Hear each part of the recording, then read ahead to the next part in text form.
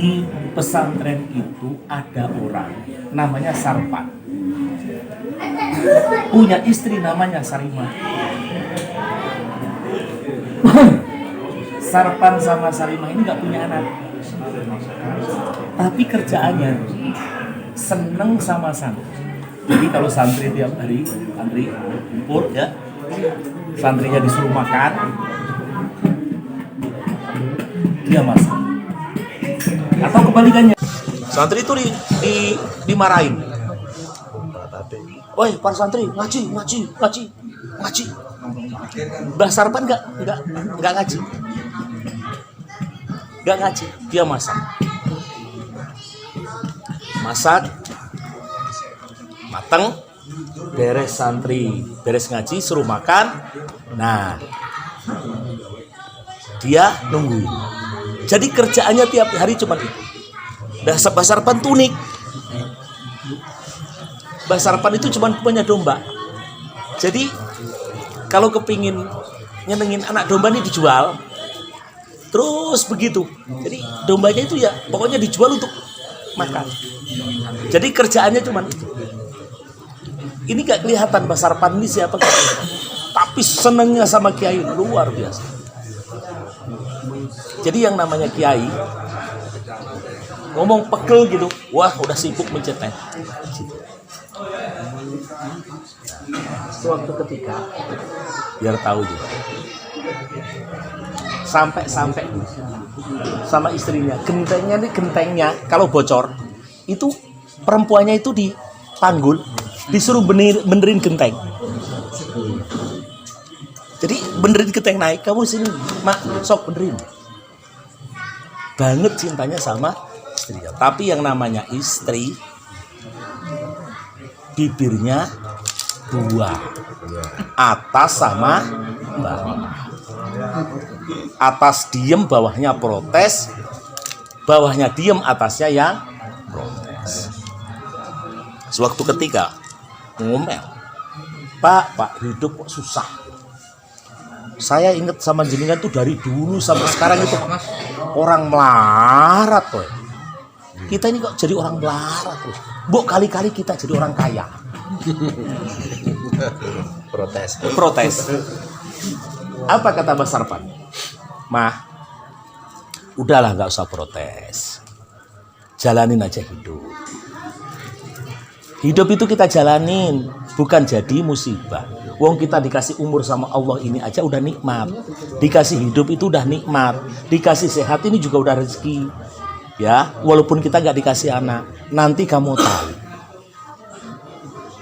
Kehidupannya terus begitu, Pak. Tapi yang namanya perempuan kira-kira kuat nggak? Enggak, tetap protes. Orang kok disiksa gitu. Apa ini? Ya, dah. Kalau baju itu gantian. Jadi kalau seandainya dia mau datang ke saudaranya gitu, ke siapa gitu, nanti gantian. Yang bagus dipakai, nanti kalau pulang sarungnya juga gantian. Sampai begitu. Banget sengsaranya Mbah Sarpan ini sama istrinya namanya Sarimah.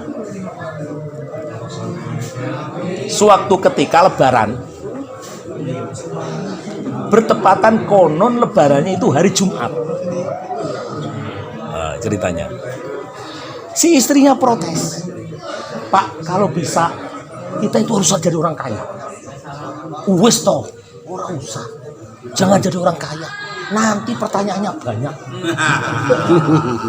Nggak tahu ini alasan, nggak tahu beneran. Biasanya kan laki-laki kan gitu kan. Ini kan alasan kan, kadang-kadang laki-laki yang hoream gawe ngeles. Ya betul gitu, udah lama. Jadi kalau kata Gus Idam nih teh, nggak usah khawatir mah, kita bempernya langit. Bemper pusat gitu kan. Gitu. Nah, kira-kira. Nah, sewaktu ketika dia itu kepingin tahu amaliyahnya si bapak ini, istrinya ini, sebenarnya bapak itu kok tenangnya kayak gitu tuh kenapa? Gitu kira-kira. Jawabnya apa? Jawabnya adalah orang itu kalau mentauhidi Allah,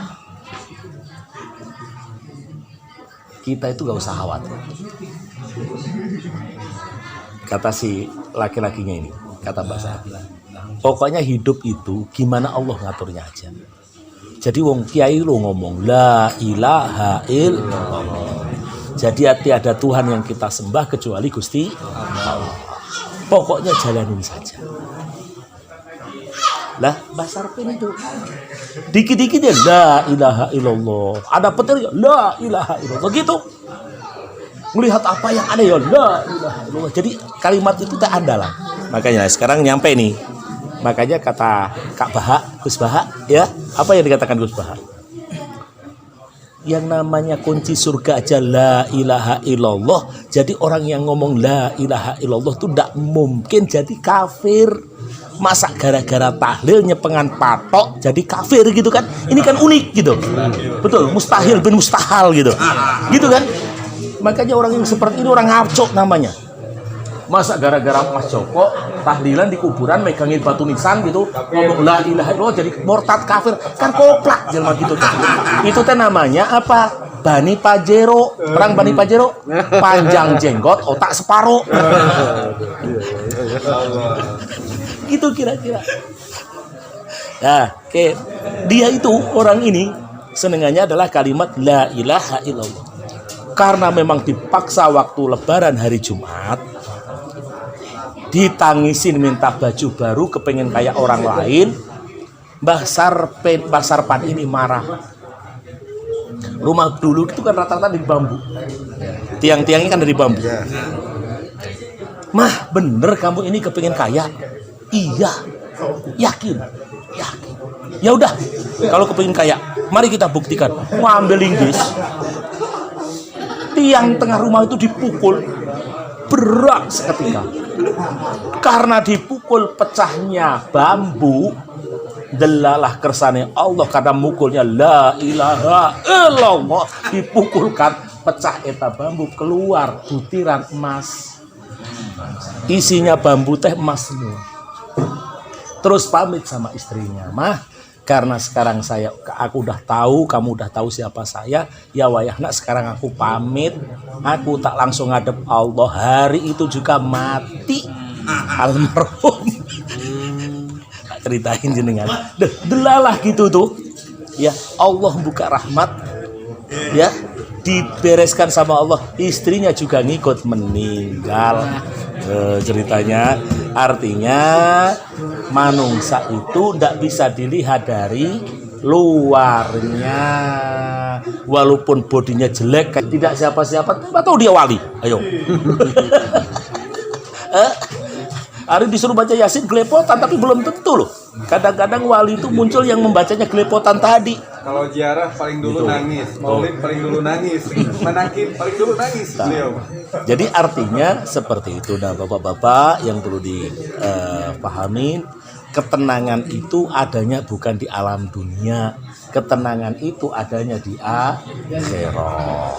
Kalau kita dibikin di alam dunia, seperti ini kita sibuk kerjaan, sibuk perusahaan, sibuk barangnya diutang orang. Berarti Pak Ahmad jenengan teh isek menus kakean dosa. Gitu Pak Ahmad ya. Ya kalau Mas Toha bingung gitu ya Mas, jangan aneh, itulah ngalam dunia. Nah kalau sudah masuk alam akhirat sudah beda urusannya. Nah maka bapak-bapak harus paham, urusan akhirat beda dengan urusan dunia. Nah ketika sudah ditampakkan urusan akhirat oleh Allah, maka urusan dunia ini udah selesai. Itu mudah-mudahan berkah. Yang penting sekarang kita bisa menjalankan seperti hari ini. Kita menjalankan maulid di sini, mudah-mudahan mendapatkan berkah. Karena apa? Mbah Khozin ini darah-darah baik, ya, pang-pang gede, darah besar. Mudah-mudahan beliaunya panjang uswah. Nah, terima kasih. Assalamualaikum warahmatullahi wabarakatuh. Waalaikumsalam warahmatullahi wabarakatuh.